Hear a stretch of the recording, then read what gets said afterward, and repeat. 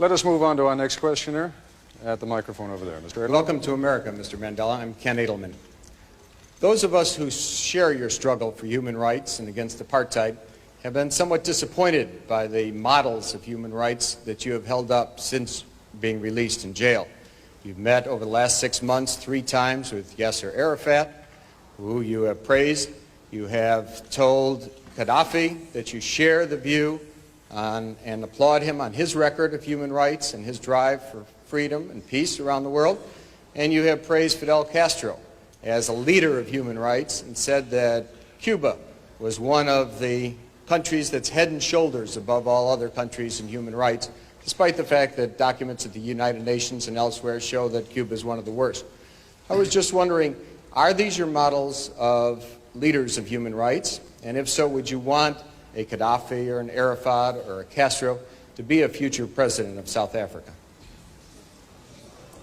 One of the mistakes which some political analysts make is to think that their enemies should be our enemies.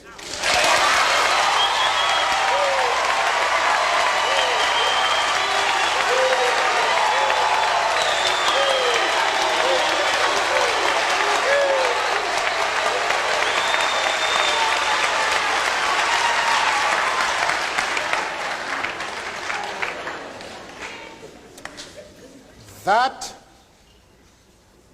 we can and we will never do.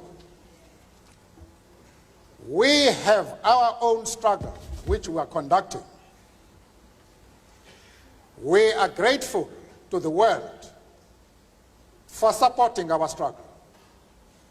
But nevertheless, we are an independent organization with its own policy.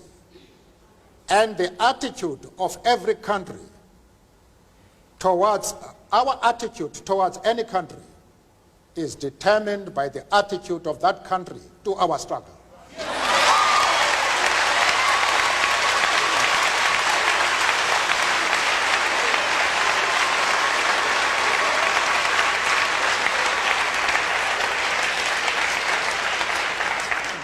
Yasser Arafat,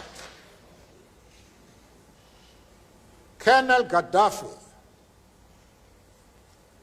Fidel Castro support our struggle to the hilt.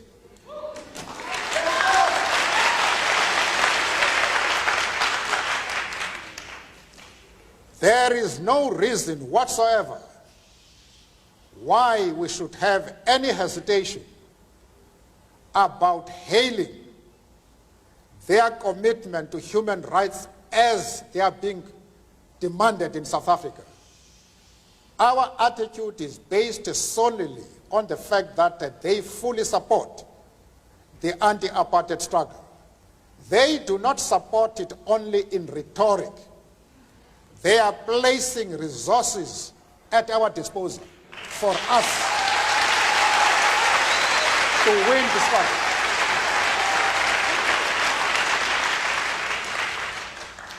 That is the position.